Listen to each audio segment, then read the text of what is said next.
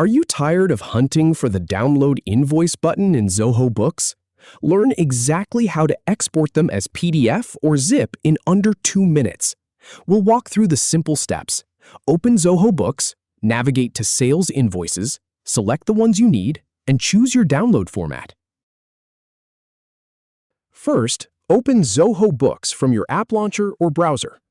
Then, from the left sidebar, click on the Sales module. Now, within Sales, click on Invoices to see your list of invoices. Go ahead and click the checkbox next to the invoice you want to download. Then, click the download icon that appears in the top toolbar. From the drop-down menu, choose Export as PDF to download that single invoice. Now, if you need to download multiple invoices at once, click the download icon again.